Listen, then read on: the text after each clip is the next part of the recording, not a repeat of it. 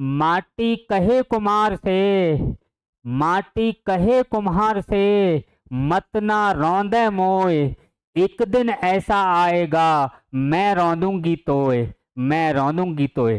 Hello friends, good morning all of you. मैं UP global coaching में आपका हार्दिक स्वागत करता हूं और आशा करता हूं आप लोग स्वस्थ होंगे, अच्छे होंगे, तंदुरुस्त होंगे। आज हम दोस्तों जो यूपी पुलिस और यूपी के एग्जाम के लिए स्पेशल टॉपिक रस, यहाँ से एक क्वेश्चन हर एग्जाम में पूछा जा रहा है, इसी को देखते हुए दोस्तों आज हम रसों को कंप्लीट करेंगे और इसकी थ्योरी और इसका जो क्वेश्चन है यानी कि क्वेश्चन पेपर वो भी अभी हल करेंगे। थ्योरेटिकल पोर्शन उसको भी दोस्तों हम अभी देखने वाले हैं। यहाँ पे आज हमें रस की बात करनी है और रस होता क्या है, रस का अर्थ क्या होता है, इन सब बातों को दोस्तों अभी हमें क्लियर करना है। यहाँ पे जो हम पीडीएफ लेके आए हैं उसमें 25 क्वेश्चन हैं, वो भी आपको अभी देखने हैं। सबसे पहले हिंदी में रस क्या होते हैं इन पे थोड़ी मैं चर्चा कर लेता हूँ। इससे पहले मैंने आपको अभी कुछ पंक्तियाँ सुनाई। माटी कहे कुम्हार से, मत ना रौंदे मोए, एक दिन ऐसा आएगा मैं रौंदूंगी तोए। ये जो पंक्ति है इसमें कौन सा रस है दोस्तों, तो आपको बताना है शांत रस है।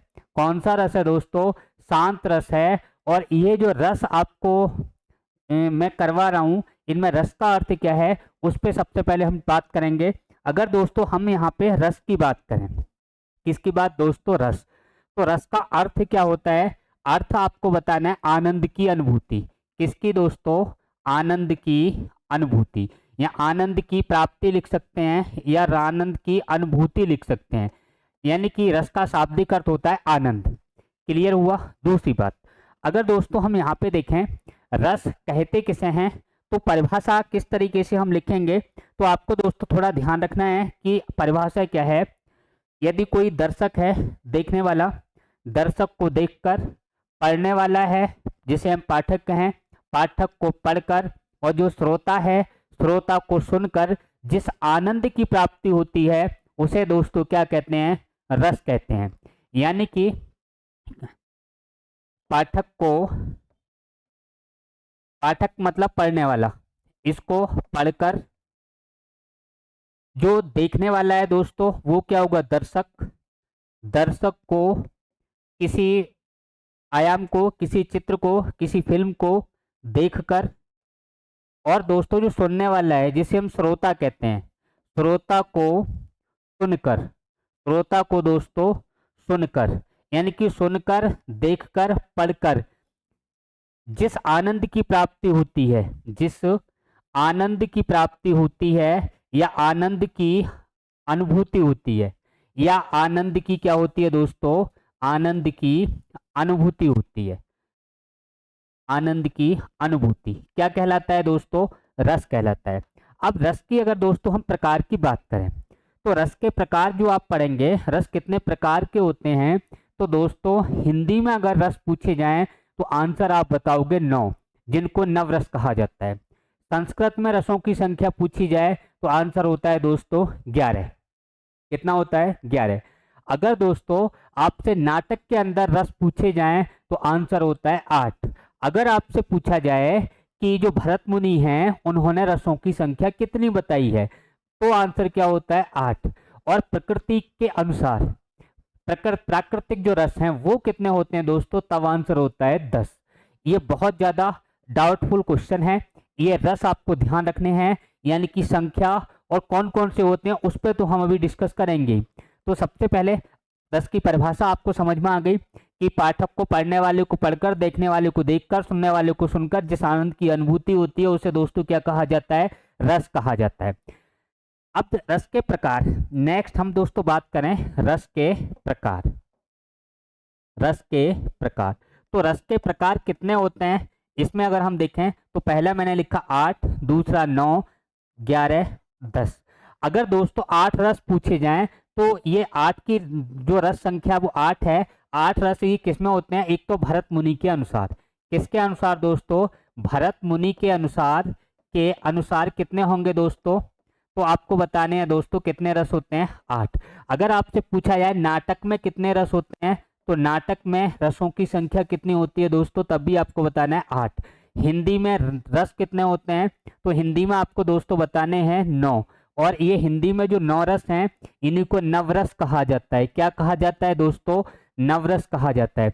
11 जो रसों की संख्या है ये किसमें होती है दोस्तों, संस्कृत में होती है। किसमें होती है, संस्कृत में। 10 जो रस हैं दोस्तों ये प्राकृतिक रस कहलाते हैं या प्राकृत रस कहलाते हैं। बात क्लियर हो गई। यानी कि जो जैन धर्म के लोग हैं वो भक्ति वगैरह को, क्योंकि वहाँ मूर्ति पूजा ऐसा कुछ नहीं होता है, इसलिए उसको ये एक रस घटा लेते हैं और यहाँ पे प्राकृतिक रस जो मानते हैं वो कितने मानते हैं दोस्तों, यहाँ पे आपको 10 बताने हैं। एक तो ये यहाँ से क्वेश्चन बहुत ज़्यादा आता है और ये दोस्तों आपको पता होना चाहिए। अब आनंद की अनुभूति जो होती है किस किस तरीके से होती है, कौन से स्टेप हमें ध्यान रखने हैं, कहाँ से दोस्तों क्वेश्चन पूछे गए हैं, इनको पहले हम क्लियर कर लें और उसके बाद दोस्तों हम पीडीएफ की ओर चलते हैं, क्वेश्चन आंसर हल करते हैं। आइए दोस्तों देखते हैं। रस, अगर आपसे पूछा जाए हिंदी में रस, तो हिंदी में दोस्तों कितने बताने हैं, अभी मैंने आपको बता दिया हिंदी में कितने बताने हैं, 9। हालांकि मैं आपको पूरे 11 के 11 रस अभी समझाऊंगा, करवाऊंगा दोस्तों। अगर दोस्तों जितने रस होंगे उतने ही क्या होंगे, स्थाई भाव। अगर दोस्तों आपसे पूछा जाए स्थाई भाव कितने होते हैं, तो स्थाई भाव भी आपको कितने बताने हैं, 9। और रस भी कितने बताने हैं दोस्तों, 9। नव रस और नव दोस्तों स्थाई भाव। लेकिन दोस्तों अगर किसी का नाम दे दिया जाए, भरत मुनि पूछ लिया जाए, 8 बताने हैं। किसी नाटक में कितने होते हैं, 8 बताने हैं। अब संस्कृत में पूछा जाए 11 बताने हैं, प्राकृतिक रस पूछे जाए 10 बताने हैं। इस तरीके से आपको ध्यान रखना है। और अगर केवल रस पूछे जाए तो संख्या 9 ही बतानी है दोस्तों, क्योंकि ज़्यादातर लोगों ने, जो विद्वान हैं, उन्होंने 9 ही रस को माना है, तो 9 ही आपको ध्यान रखना है। हालांकि 10वां 11वां कहाँ से आए उनकी डिस्कस मैं अभी करूंगा हर बात की। अब देखो श्रृंगार रस, श्रृंगार रस का जो स्थाई भाव है वो रति होता है, प्यार होता है, प्रेम होता है। क्या होता है दोस्तों, प्यार बोलें, प्रेम बोलें। यानी कि स्थाई भाव ऐसे भाव, सुन लीजिए, स्थाई भाव ऐसे भाव, ऐसे भाव जो व्यक्ति के अंदर, जो व्यक्ति के अंदर, व्यक्ति के अंदर पहले से ही होते हैं, व्यक्ति के अंदर पहले से ही होते हैं। जो पहले से ही होते हैं उनको क्या कहा जाता है दोस्तों, स्थाई भाव कहा जाता है। जैसे हर व्यक्ति के अंदर दया का भाव होता है, हर महिला के अंदर दया का भाव होता है, वो बात अलग है। महिलाओं में दया ज़्यादा होती है, लड़कियों में दया ज़्यादा होती है, लड़कों में कम होती है। अब कम या ज़्यादा क्या होता है इसको थोड़ा समझ लेते हैं। जैसे दोस्तों दया सबके अंदर है, पुरुष हैं वो थोड़ा दबाए रखते हैं, उसको आसानी से ऊपर नहीं आता। जबकि आप लड़कियों को देखेंगे, महिलाओं को देखेंगे, तो वो अगर फिल्म भी देख रही होंगी और उस फिल्म में किसी के साथ बुरा होता होगा, पिक्चर में बैठी बैठी रोने लगेंगी दोस्तों। और रोने लगेंगी तो इसका मतलब ये नहीं है उन्हें बुरा लग रहा है, उन्हें बुरा लगा कि इसको कोई बचाने नहीं आया। लेकिन दोस्तों अगर जिसमें फाइटिंग ज्यादा होती हो, आपको लगता हो कि हीरो पिट रहा है, नहीं पिटना चाहिए, और उस समय जो दया का भाव हमारे अंदर आता है, या फिर जो लड़कियां आपने इमोशन बहुत जल्दी हो जाती हैं और बहुत जल्दी रोने लगती हैं, लेकिन वो उस सीरियल को, नाटक को छोड़ के दोस्तों नहीं जाती हैं। क्यों नहीं जाती, क्योंकि वहां उन्हें रस आता होता है, आनंद की प्राप्ति होती है। और यही क्या है दोस्तों, यही क्या है, स्थाई भाव। यानी कि जो स्थाई भाव जागृत होते हैं, और जागृत होने के लिए इनको विभावों की आवश्यकता पड़ती है। अनुभव भी यहाँ पे काम करते हैं, संचारी भाव भी यहाँ पे काम करते हैं। उन सबको दोस्तों अभी हम क्लियर करने वाले हैं। आइए दोस्तों, तो पहली बात, स्थाई भाव ऐसे भाव जो व्यक्ति के अंदर पहले से होते हैं, क्या कहलाते हैं, स्थाई भाव कहलाते हैं। जैसे प्यार है, हर व्यक्ति में होता है, प्रेम, रति, इसको हम रति, जो बुक में शब्द मिलता है वो रति मिलता है, अर्थ इसका यही होता है। ये जो प्यार का भाव है, ये भाई साहब कब होगा, जब श्रृंगार रस होगा। कब होगा, जब श्रृंगार रस होगा। यानी श्रृंगार रस कब आएगा, जब पहले स्थाई भाव होगा, उसके भाव अनुभाव होगा, फिर विभाव होगा, फिर संचारी भाव होगा, तब दोस्तों अंत में जाके क्या बनता है, श्रृंगार रस। यानी तब रस की प्राप्ति होती है। अभी मैं आपको पूरा टॉपिक क्लियर कराऊंगा, सुन लीजिए पहले एक बार आप। करुण रस, करुण में क्या होता है, ये शोक का ये स्थाई भाव व्यक्ति के अंदर पहले से होता है। क्रोध व्यक्ति के अंदर पहले से होता है लेकिन दबा हुआ होता है। लेकिन लोग लड़ाई होती है तो कहते हैं तू ज्यादा मत बोल, क्यों, क्योंकि उनके अंदर जो ज्वाला है वो भड़क जाएगी, और वो भड़क जाएगी तो पता नहीं क्या से क्या कर देंगे, तो क्रोध होता है। हंसी, हास्य, हंसी रस, हास्य रस जिसको कहते हैं, हंसी प्रत्येक व्यक्ति के अंदर होती है। लेकिन कुछ हल्की फुल्की बातों पर हंसने लगते हैं, जोर जोर से ठहाके लगाने लगते हैं, और कुछ ऐसे होते हैं दोस्तों इन स्थायी भावों को दबाए रखते हैं, थोड़ी बहुत बात पर उनको हंसी नहीं आती है। हास्य रस इसे कहा जाता है। अगला देखिए, वीर यानी उत्साह। उत्साह हर व्यक्ति के अंदर है, और जब उत्साह से ही कौन से रस की प्राप्ति होती है? वीर रस की। भय जिसको हम डर कहते हैं, ये डर हर व्यक्ति के अंदर बैठा होता है, हर व्यक्ति के अंदर डर छिपा हुआ है, और डर जो छिपा हुआ है दोस्तों, इसमें कौन सा रस होता है? तो डर में होता है दोस्तों भयानक रस। जुगुप्सा जिसको हम घृणा कहते हैं, उसमें रस कौन सा होगा? बीभत्स रस होगा। विस्मय आश्चर्य की बात करें तो अद्भुत रस होता है। निर्वेद का मतलब दोस्तों होता है शांत। निर्वेद का क्या होता है? शांत। शांत रस होगा निर्वेद में। निर्वेद का मतलब यह है दोस्तों, कोई किसी प्रकार की वेदना हो ही ना। अब किसी प्रकार की वेदना ना हो तो यहाँ पे कुछ जो भरत मुनि हैं या नाटक हैं, नाटक में दोस्तों अगर कोई वेदना ना हो तो वो रस क्या है? तो कुछ विद्वानों ने, या मैं भरत मुनि की बात करूं विशेषकर, उन्होंने दोस्तों निर्वेद को रस नहीं माना। उन्होंने कहा कि अगर कोई रस इसमें है ही नहीं, निर्वेद का मतलब कोई वेदना ही ना हो, तो वो रस किस काम का? इसीलिए जो भरत मुनि है उन्होंने निर्वेद को रस नहीं माना है। जबकि ये जो स्टार्टिंग के 8 हैं दोस्तों, ये नाटकों में मिलते हैं। जो स्टार्टिंग के 8 हैं दोस्तों, यह आपको कहाँ मिलेंगे? भरत मुनि के नाट्य शास्त्र में, वहां भी मिल जाएंगे। लेकिन जो नवा रस है दोस्तों, वो कौन सा है? निर्वेद है। नवा रस कौन सा है दोस्तों? निर्वेद है। और देखो 10वां आपको दिखाई दे रहा होगा, कौन सा है? वात्सल्य रस। वात्सल रस की जो खोज की या इसके बारे में जो बताया, विश्वनाथ ने बताया। भक्ति रस की बात करें तो भक्ति रस में जो यहाँ पे आपको स्थायी भाव मिलेगा वो भगवद विषय मिलेगा, और भक्ति रस की जो खोज की है दोस्तों वो रूप गोस्वामी ने। अब एक बार फिर सुनिए दोस्तों, एक तो हो गया श्रृंगार रस, एक क्या हो गया दोस्तों? श्रृंगार। और श्रृंगार में मैंने अभी आपको बताया था कि श्रृंगार रस में प्रेम होता है। अब प्रेम तो दोस्तों वात्सल्य में भी होता है, प्रेम तो दोस्तों भक्ति रस में भी होता है। फिर अंतर क्या है? अंतर है दोस्तों, श्रृंगार रस में जो प्रेम होगा वो लड़के और लड़की का प्रेम होगा, नायक और नायिका का प्रेम होगा, हीरो और हीरोइन का प्रेम होगा। वहां प्रेम का मतलब कुछ हटके है, वो प्रेम नहीं है जो यहाँ पे है। यहाँ पे अगर दोस्तों हम वात्सल्य रस की बात करें तो माँ का बच्चे से प्यार, क्या दोस्तों? पिता का बच्चे से प्यार, माँ का बच्चे से प्यार, क्या होगा यहाँ पे? वात्सल्य रस, या जिसका स्थायी भाव वात्सल्य होता है। अब देखो प्यार तो दोस्तों भक्त भी प्रभु से करता है। जो राम को पूजते हैं वो राम से प्यार करते हैं, जो कृष्ण को पूजते हैं वो कृष्ण से प्यार करते हैं, जो दोनों को पूजते हैं वो दोनों से प्यार करते हैं। तो प्यार तो दोस्तों यहाँ भी है, लेकिन ये भक्ति का रस है, ये नायक नायिका का रस नहीं है, ये पिता का बच्चे के प्रति या माँ का बच्चे के प्रति प्रेम नहीं है। ये क्या है दोस्तों? भक्ति रस है, जिसका स्थायी भाव क्या है दोस्तों? भगवत विषयक है। क्या है दोस्तों? भगवत विषयक है। ये आपको ध्यान रखने हैं। अब अभी मैंने जो आपको दोस्तों एक एग्जाम्पल सुनाया, माटी कहे कुम्हार से मत ना रौंदे मोए, एक दिन ऐसा आएगा मैं रौंदूंगी तोए, वो एग्जाम्पल किसका है दोस्तों? कौन से रस का है? शांत रस का। कौन से रस का? शांत रस का। इसको सुनकर दोस्तों आदमी बिल्कुल शांत हो जाता है, निर्वेद होता है, कोई वेदना नहीं होती है उसके अंदर। तो ये कौन सा रस हो गया दोस्तों? शांत रस हो गया। मैं समझता हूँ दोस्तों ये बातें आपको क्लियर हो गई होंगी। अब देखो दोस्तों, रस के अंग कितने होते हैं? Next question. तो रस के अंग, ये देखो अभी मैंने आपको बताया था रस की संख्या, तो संख्या में कितने प्रश्न बहुत ज्यादा बन गए थे? 8, 9, 10, 11। उसी तरीके से यहाँ पे आपको देखना है रस के अंग। तो रस के अंग हिंदी में कितने माने जाते हैं? तो आंसर क्या होता है? 4। कितने माने जाते हैं? 4। लेकिन दोस्तों यहाँ पे फिर आपको लेकिन ध्यान रखना है, और लेकिन में ध्यान रखना है दोस्तों, जो भरत मुनि है, भरत मुनि, उन्होंने कितने अंग माने हैं दोस्तों? तो 3 अंग माने हैं। भरत मुनि ने दोस्तों कितने अंग माने हैं? तो आंसर क्या होगा भैया? भरत मुनि के अनुसार अंग कितने हैं दोस्तों? 3 अंग हैं। 3 तत्व माने हैं। कितने माने हैं दोस्तों? 3 तत्व माने हैं या 3 अंग माने हैं। फिर दोस्तों अब बात यह आती है कि उन्होंने कौन से अंग को नहीं माना है? विभाव हो गया, अनुभाव हो गया, संचारी भाव हो गया, और कौन सा हो गया दोस्तों? स्थायी भाव हो गया।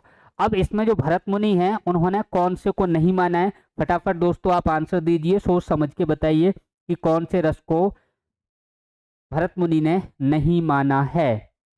फटाफट दोस्तों आंसर दें, किसको नहीं माना है बताइए, किसको नहीं माना है दोस्तों? संचारी भाव को, यानी कि ये संचारी भाव है। यहाँ 3 इन्होंने माने हैं, लेकिन ध्यान रखना है संचारी भाव को, संचारी भाव को इन्होंने क्या नहीं माना दोस्तों? रस का अंग नहीं माना।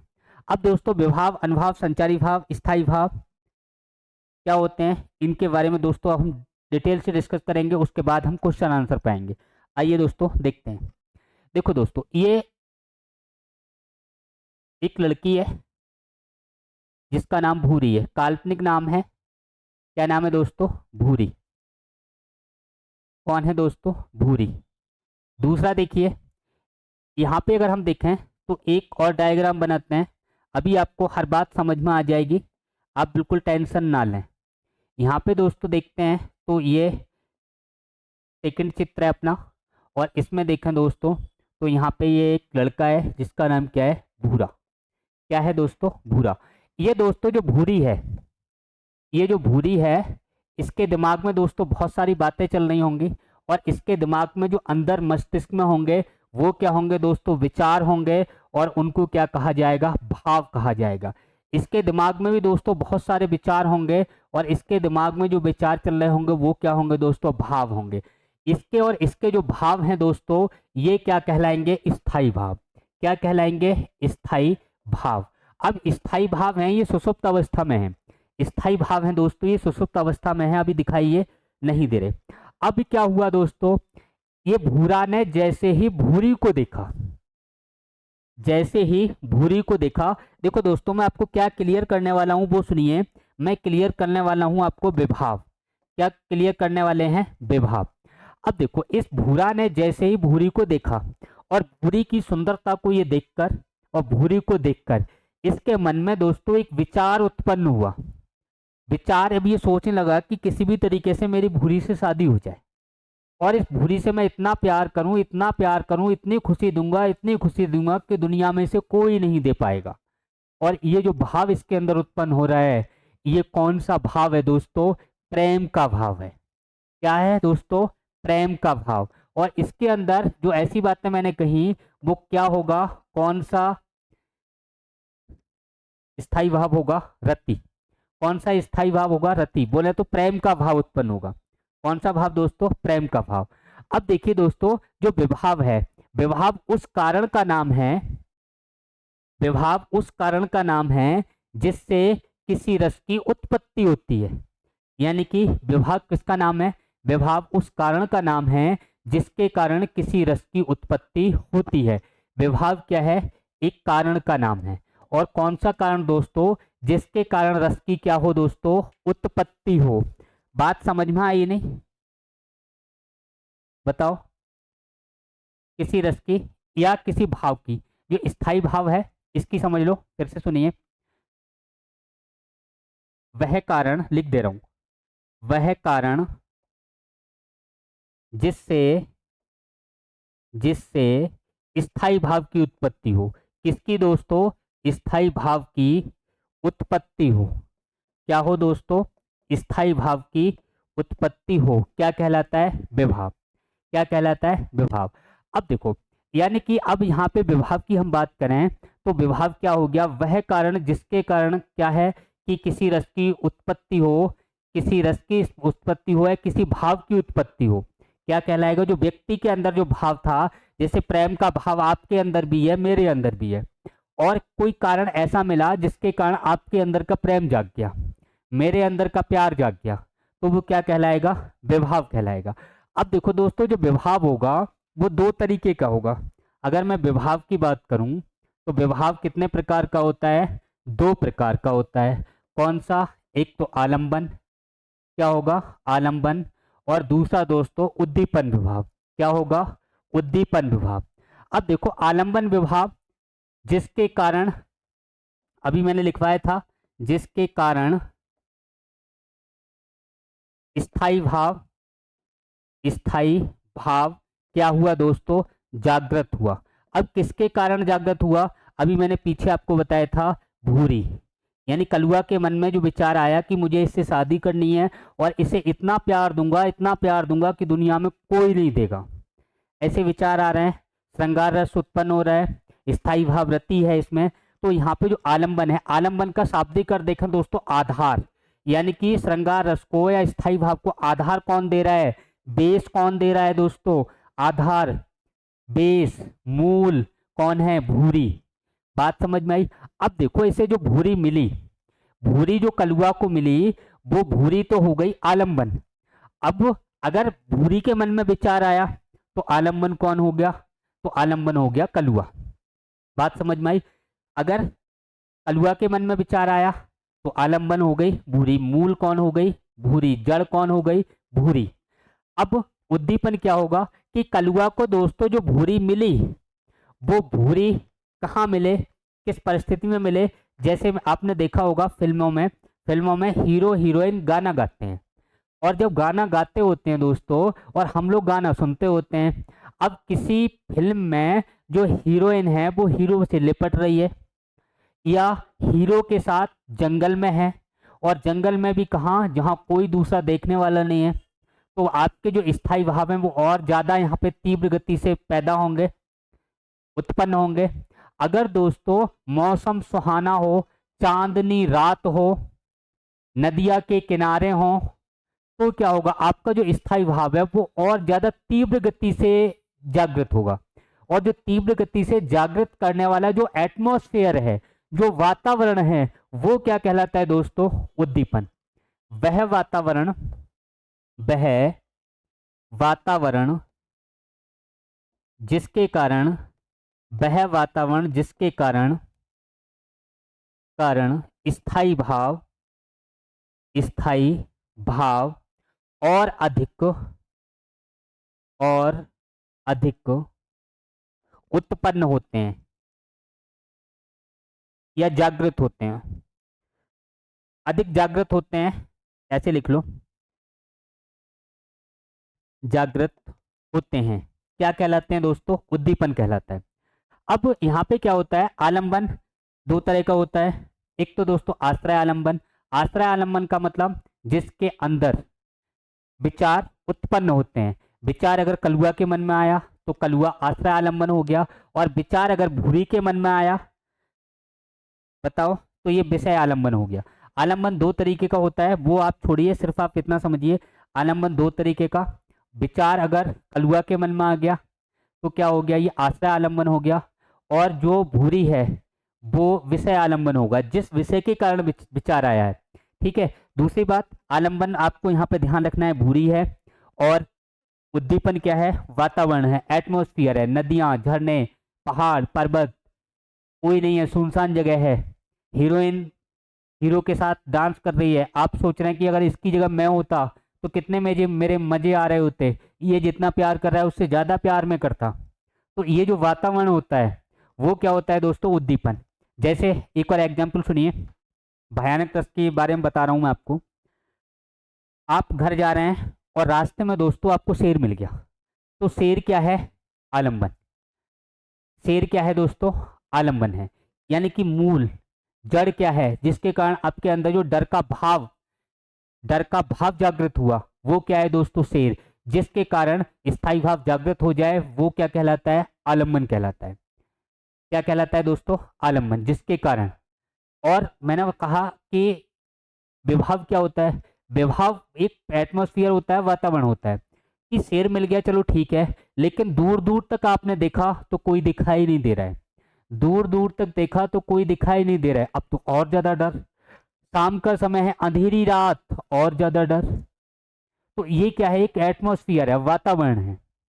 तो जो वातावरण डर का जो बना, वो क्या है, उद्दीपन है।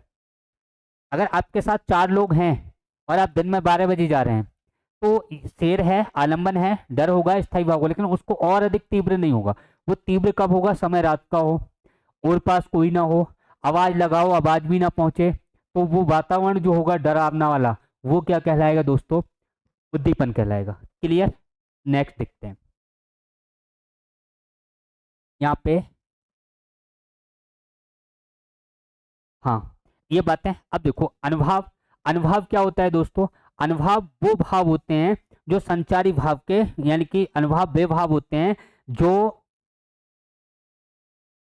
विभाव के बाद उत्पन्न होते हैं। जैसे दोस्तों शाब्दिक अर्थ लिख लो, ये मैंने विभाव आपको बता दिया जिसके कारण स्थायी भाव जागृत हो। अनुभाव, अनुभाव जो होंगे तो इनको कैसे कहेंगे? यानी कि बाह्य रूप, ठीक है, यानी भावों का, कोई भी भाव हो, भावों का बाह्य रूप। बाह्य रूप का मतलब देखो, बाह्य रूप क्या होता है दोस्तों? जैसे शेर को देख के चिल्लाना, गिग्गी छूट जाना, चिल्ला के भागना, शरीर में कंपन करना, पसीना आ जाना देख के। आप किसी के पास गए, आपने, आपसे किसी ने कहा कि ये जो पर्ची है ना, उस लड़की को दे के आओ। आपने कहा ठीक है हम दे आएंगे। जब आप उसके सामने पहुंचे तो आपके अंदर लड़की को देख के इतना डर लगा, इतना डर लगा कि आप उसके सामने बोल ही ना पा रहे हैं, स्तब्ध हो गए, बिल्कुल शांत हो गए, कुछ कहने की हिम्मत ही ना पड़ी। ये क्या है दोस्तों? जो आप स्तब्ध रह गए, वो ही क्या है दोस्तों? अनुभाव है। बात समझ में आ गई? अनुभाव समझ में आ गया। अब क्या होता है? संचारी भाव। संचारी भावों की संख्या बहुत पूछी जाती है दोस्तों, कितनी ध्यान रखना है? 33। अनुभावों की संख्या पूछी जाए कितनी बताओगे? 4। अनुभाव कितने हैं दोस्तों? 4। कौन कौन से हैं? नाम सुन लो अनुभावों के। अनुभाव कितने प्रकार के हैं? 4 प्रकार के। और 4 प्रकार के कौन कौन से हैं दोस्तों? इनके नाम फटाफट देखिए।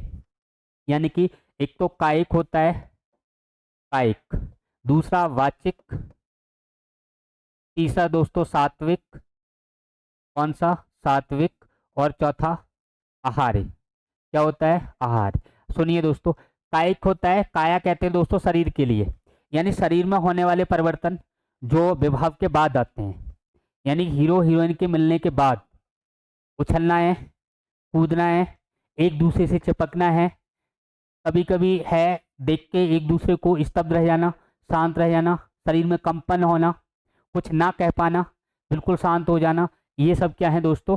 अनुभाव हैं। कायिक मतलब जो शरीर में होते हैं। वाचिक, जो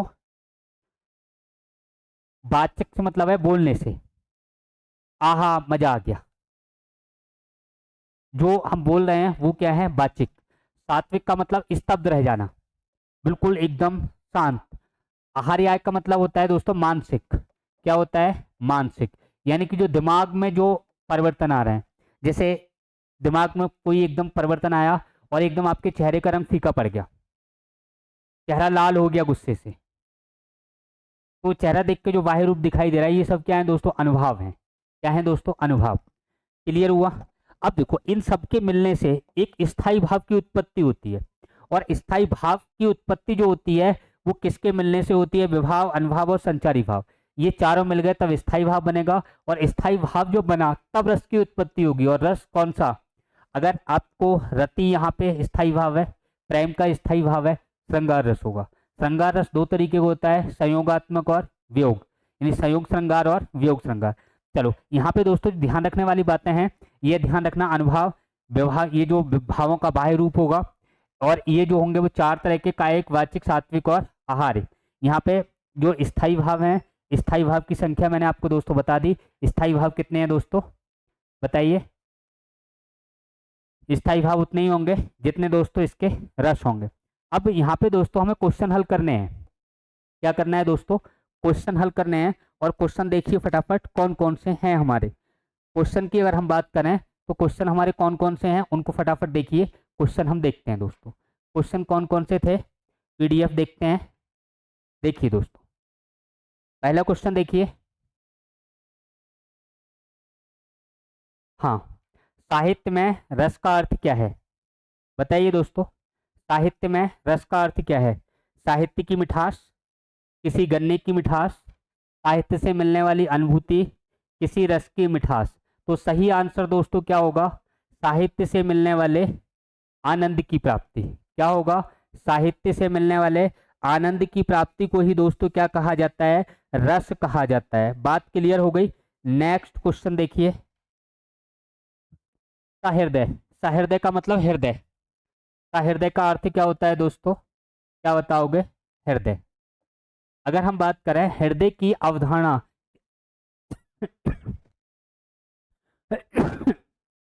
सॉरी, हाँ, हृदय की अवधारणा किस संप्रदाय से संबंधित है? रस संप्रदाय, अलंकार संप्रदाय, दोनों, या इनमें से कोई नहीं? अब देखो, रस जो उत्पन्न होते हैं दोस्तों, वो कहाँ होते हैं? व्यक्ति के हृदय में, व्यक्ति के दिल में। तो कौन सा हो जाएगा? का। का हृदय की अवधारणा किस संप्रदाय से है दोस्तों? रस संप्रदाय से। नेक्स्ट क्वेश्चन देखिए, आलंबन और उद्दीपन विभावों के कारण उत्पन्न होने वाले भावों को, अभी मैंने बताया दोस्तों, विभाव, जो विभाव हैं वो दो तरीके के होंगे। एक तो आलंबन, आलंबन का मतलब हीरोइन, हीरोइन का मतलब लड़की। उद्दीपन का मतलब वातावरण, जैसे दोस्तों चांदनी रात हो, क्या हो? चांदनी रात, सुहाना मौसम। ठीक। अब देखो, ये दोनों ही क्या करते हैं दोस्तों? स्थायी भावों को जागृत करते हैं। और स्थायी भावों को जागृत करने वाले दोस्तों क्या कहलाते हैं? विभाव कहलाते हैं। विभाव मैंने दो तरीके के बताए थे, आलंबन विभाव और उद्दीपन विभाव। दोनों ही क्या करते हैं दोस्तों? स्थायी भाव को जागृत करते हैं। जैसे मान लो आपने कोई लड़की देखी और आपके मन में उसे देख के प्यार आने लगा।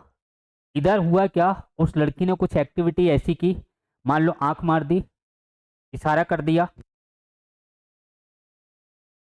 तब क्या होगा दोस्तों? इशारा करने पर आपके अंदर जो एक माहौल बना, एक वातावरण बना, तो आप उस स्थिति में और ज्यादा आपको प्यार आने लगेगा और ज्यादा उसके बारे में सोचने लगोगे। तो यही क्या होते हैं दोस्तों? उद्दीपन होता है। बात समझ में आई? तो बाह्य, मैंने कहा बाह्य रूप, अभी पीछे करवाया था, देखिए फटाफट। हाँ, यानी कि जो बाह्य रूप होता है वो क्या कहलाते हैं? अनुभव। क्या कहलाते हैं दोस्तों? अनुभव। तो सही आंसर दीजिए फटाफट, क्या होगा इसका सही आंसर? आलंबन और उद्दीपन भाव के कारण उत्पन्न भावों को बाह्य रूप प्रकाशित करने वाले कार्य कहलाते हैं। तीसरे का फटाफट सही आंसर दीजिए दोस्तों। जो बाहर से दिखाई देते हैं वो क्या कहलाते हैं? अनुभाव। क्या कहलाते हैं? अनुभाव। और ये कितने बताए थे दोस्तों? इनकी संख्या जरूर ध्यान रखनी है, 4 हैं। कौन कौन से? कायिक, दूसरे दोस्तों वाचिक,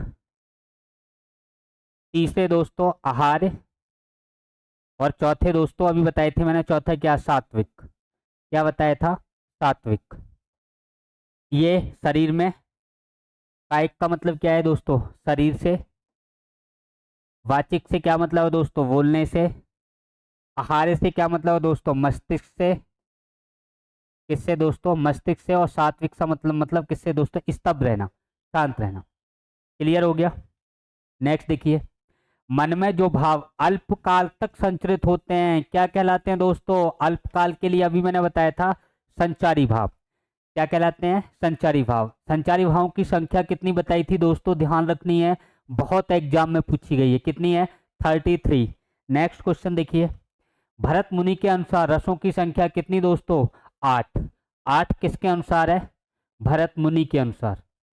9 हिंदी में रस या सामान्यता रस पूछे जाएं, हिंदी में रस या सामान्यता रस पूछे जाएं तो कितने बताने हैं? 9। 10 ये प्राकृतिक है, ठीक है, प्राकृत। और संस्कृत में बात की जाए दोस्तों तो कितनी बता दोगे? संस्कृत में कितनी बता दोगे? 11। संस्कृत में कितने माने गए हैं दोस्तों? 11। नेक्स्ट देखिए, रसों की रानी, कहानी नहीं है दोस्तों, क्या है? रसों की रानी।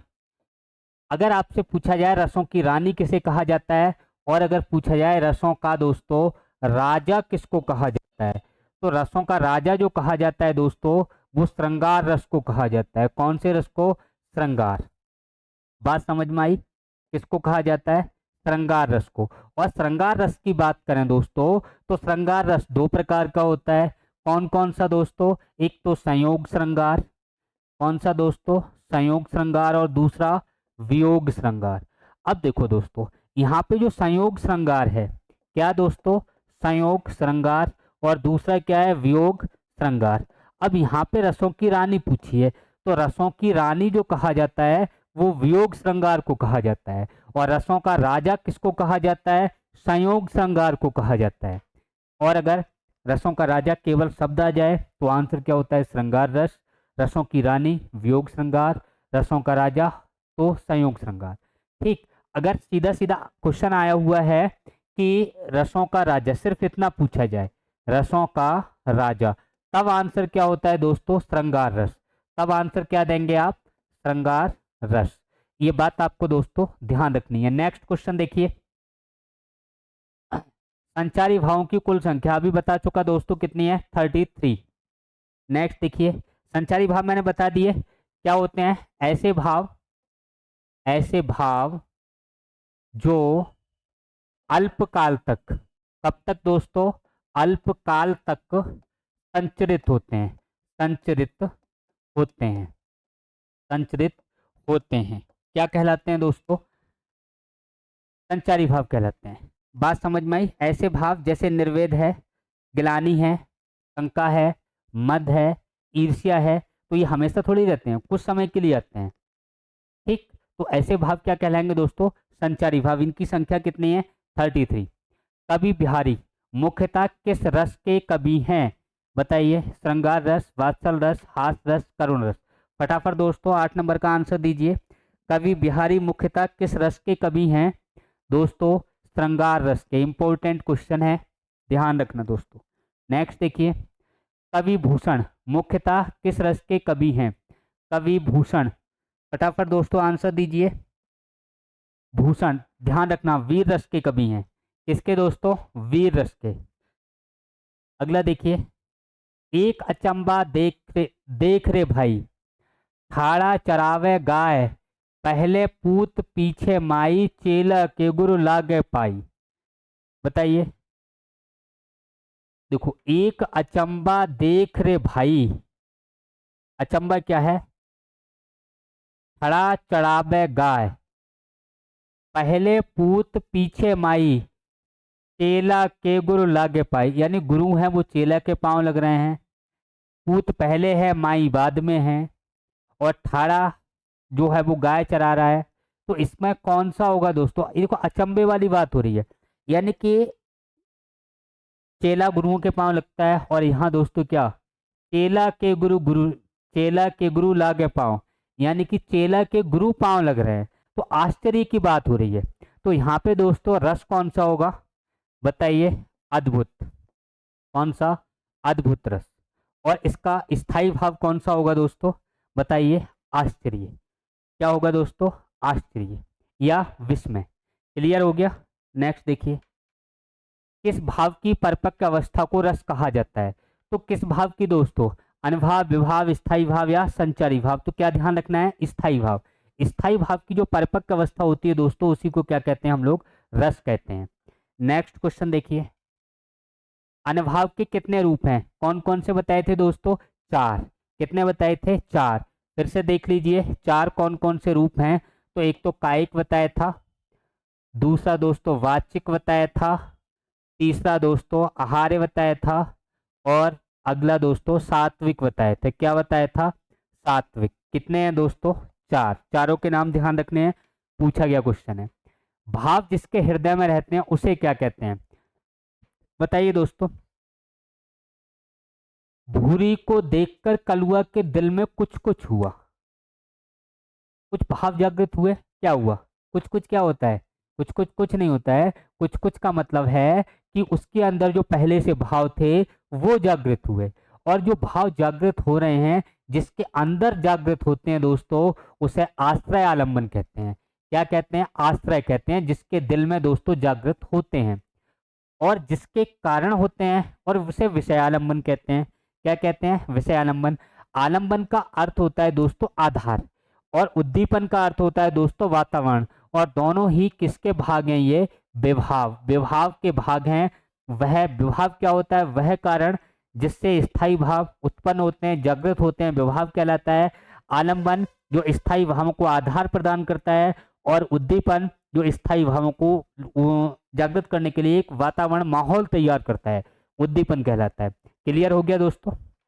नेक्स्ट देखिए, रस सूत्र के जनक माने जाते हैं? भरत मुनि, अभिनव गुप्ता, तुलसीदास, भट्टनायक। फटाफट बताइए दोस्तों, रस सूत्र के जनक माने जाते हैं कौन होगा? बताइए।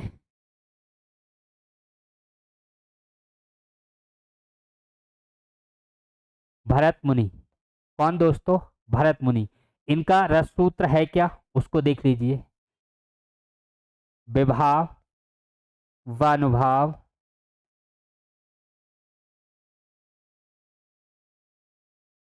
हाँ, व्यभिचारी, संयोगात। फिर से सुनिए, विभाव अनुभाव व्यभिचारी संयोगात। बात समझ में आ गई? रस निष्पत्ति, संयोगात, संयोगात, रस निष्पत्ति, रस निष्पत्ति। ये दोस्तों सूत्र है किसका दोस्तों? भरत मुनि का। किसका? रसों का। भरत मुनि के रसों का सूत्र फिर से आप देखिए, विभाव अनुभाव व्यभिचारी संयोगात रस निष्पत्ति। देखो यहाँ पे विभाव और विभाव में अनुभाव जुड़ा हुआ है, विभाव हो गया विभाव, दूसरा अनुभाव हो गया। व्यभिचारी भाव जो है वो किसको इन्होंने कहा है दोस्तों? तो स्थाई भाव को कहा है। किसको कहा है दोस्तों? स्थाई भाव। स्थाई भाव को पूछा हुआ क्वेश्चन है, फिर से आप सुन लीजिए। स्थाई भाव को भरत मुनि ने क्या कहा है? व्यभिचारी भाव कहा है। क्या कहा है दोस्तों? व्यभिचारी भाव कहा है। ध्यान रखना। नेक्स्ट क्वेश्चन देखिए, भारत के रस सूत्र में किसका उल्लेख नहीं है? अभी मैंने बताया था दोस्तों, स्थाई भाव है, अनुभाव है, विभाव है, किसका उल्लेख नहीं है? संचारी भाव का नहीं है। अगला देखिए पंक्ति, कहत नटत रीजत खिलत मिलत खिलत लजियात, भरे भौन में कहत हैं नैनन हुंसी बात। कौन सा रस है? देखिए, पहले तो कहती है, फिर नट जाती है, मना करती है, रीझती है, हंसती है, मिलती है, खिलती है, और दोस्तों फिर लजियाती है, शर्माती है, और आंखों से दोस्तों बात करती है। नैनन ही सो बात, आंखों ही आंखों में, दिल ही दिल में बात करती है। कौन सा रस है दोस्तों? बताइए। संयोग श्रृंगार। कौन सा है? श्रृंगार रस है। और श्रृंगार रस कौन सा दोस्तों? संयोग श्रृंगार। बात समझ में आ गई दोस्तों? कौन सा रस है? संयोग श्रृंगार। अगला देखिए दोस्तों, अगला क्या है? मेरे तो गिरधर गोपाल दूसरो न कोई, जाके सिर मोर मुकुट मेरो पति सोई। बताइए दोस्तों, मेरे तो गिरधर गोपाल हैं, दूसरा कोई नहीं है, जाके सिर पर मोर का मुकुट है, मेरो पति सोई है। सोई का मतलब वही मेरा पति है। कौन सा रस है? शांत रस, बिल्कुल नहीं है। वीर रस की बात करें, बिल्कुल नहीं है। बीभत्स घृणा की बात, बिल्कुल नहीं है। कौन सा है दोस्तों? फिर कौन सा बचा? वियोग श्रृंगार। कौन सा बचा दोस्तों? वियोग श्रृंगार। ये मीराबाई की पंक्ति है, और मीराबाई कृष्ण से बहुत ज़्यादा प्यार करते हैं, कृष्ण की बहुत बड़ी भक्त हैं, और भक्ति में ऐसी बात उन्होंने कही है, यहाँ पति का अर्थ दोस्तों रक्षक है। क्या है दोस्तों? रक्षक। बात समझ में आई? कुछ और मत समझ लेना। अगला देखिए, ये तन जानो छार के, कहों की पवन उड़ाए, मौकहु तेह मार्ग हुई, परों कंत धरों वहां पाओ। मैं कौन सा रस है? हास्य, संयोग, वियोग, करुण रस। फटाफट दोस्तों 18 नंबर का आंसर दीजिए, कौन सा रस है? बताइए। देखो, ये तन जानो का मतलब तुझ पे निछावर कर दूं, ये पवन उड़ा के जिसको ले जाए। अगर ये, इसका मतलब सुनिए, इसका मतलब ये है कि जो लड़की है उसका प्रेमी उससे दूर है, वो हवा से कह रही है कि मैं राख बनने को तैयार हूँ, मैं जलने को तैयार हूँ और जलकर राख बन जाऊंगी। पवनों से ये कह रही है कि अगर तुम मुझे उड़ा के उस लड़के के पास ले जाओ जिससे वो प्यार करती है, तो जो लड़की है वो राख बनने को भी तैयार है। ये दोस्तों किससे कह रही है? पवन से। फिर सुनिए, यहाँ पे ये तन जा रहा हूँ, क्षारिक है। क्षारिक का मतलब जो राख वगैरह होता है, ठीक है, उसको ये ले जाने की बात कर रहे हैं कि पवन से कह रही है कि मैं राख बनने को, जलने को तैयार हूं, अगर तुम मुझे उड़ा के ले जाओ और मेरा जो प्रियतम है उसके पास पहुंचा दो। इसका मतलब कौन सा श्रृंगार है? वियोग श्रृंगार रस है। नेक्स्ट देखिए, भरत के रस सूत्र में निम्न में किसका उल्लेख नहीं है? विभाव का है, अनुभाव का है, स्थायी भाव का है, किसका नहीं है दोस्तों? संचारी भाव का उल्लेख नहीं है। किसका नहीं है दोस्तों? संचारी भाव का उल्लेख नहीं है। नेक्स्ट देखिए, भरत मुनि के अनुसार रसों की कुल संख्या कितनी दोस्तों? 8। कितनी है? 8। नेक्स्ट देखिए, अमर्ष क्या है? अमर्ष बताइए दोस्तों। एक काव्य का दोष? बिल्कुल नहीं। काव्य का संचारी भाव बिल्कुल सही है। एक भाव गुण? बिल्कुल नहीं। एक अलंकार? नहीं। देखो ये संचारी भाव है।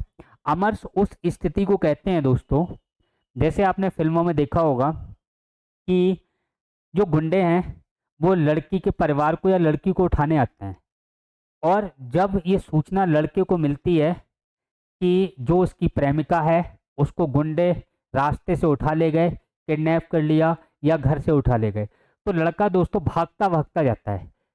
गाड़ी से जाता है, पैदल भागता है, खेतों में सीधा भागता है, और जब भाग के जब उस लड़की के घर तक पहुंचा तब तक उसे पता लगा कि गुंडे उस लड़की को उठा ले गए।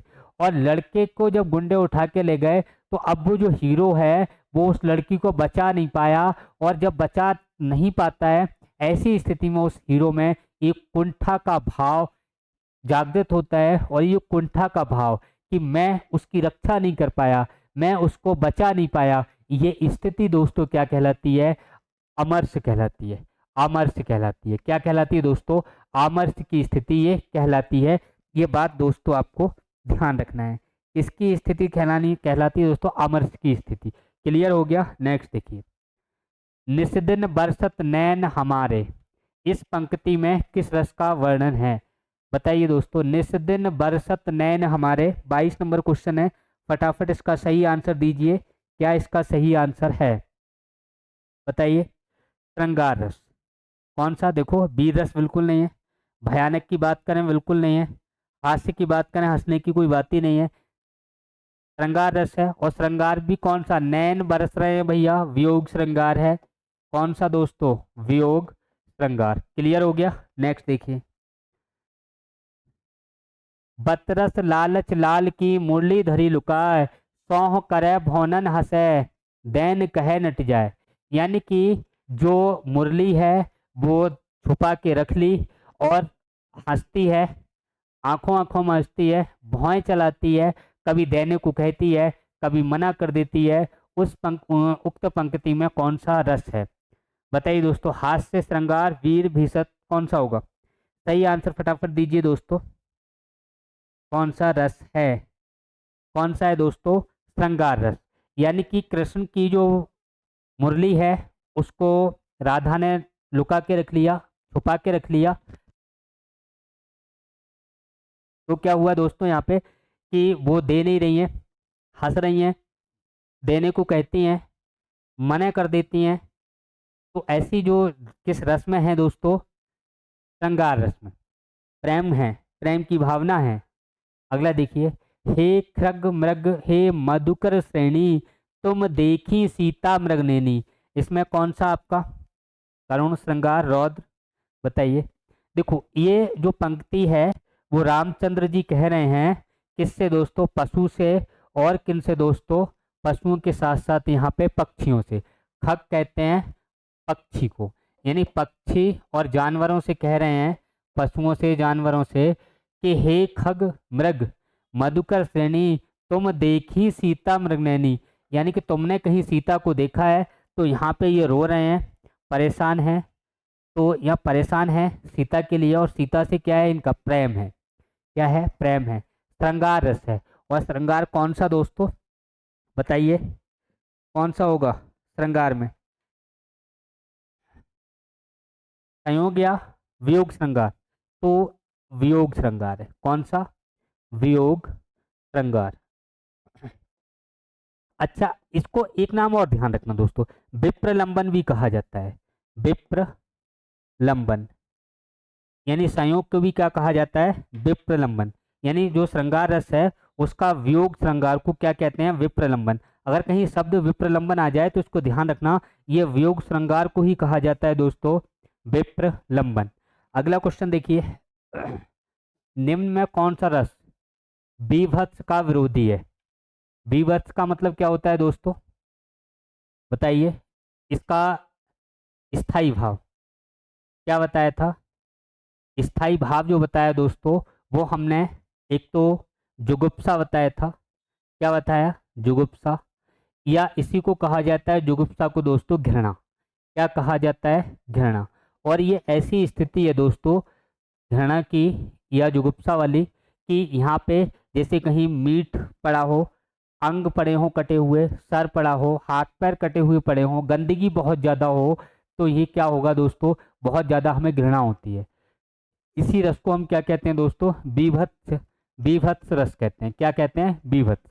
अब जहाँ हमें घृणा है, नफरत है, गंदगी है, बदबू है, इन चीज़ों से घृणा करते हैं, तो इसका विरोधी क्या होगा दोस्तों, प्रेम होगा।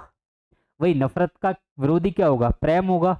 विरोधी का मतलब विपरीत, और विपरीत विरोधी का क्या होता है दोस्तों, प्यार। प्यार का मतलब श्रृंगार। कौन सा होगा दोस्तों, थर्ड ऑप्शन राइट होगा।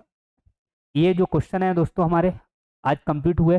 कल हम नेक्स्ट टॉपिक पे बात करेंगे, और जो नेक्स्ट टॉपिक है हमारा वो संबंधित होगा किससे दोस्तों, जो पुरस्कार हैं 2024 के हिंदी के पुरस्कार, उनसे संबंधित नेक्स्ट वीडियो में दोस्तों मिलते हैं। तब तक के लिए थैंक यू, धन्यवाद, जय हिंद, जय भारत दोस्तों।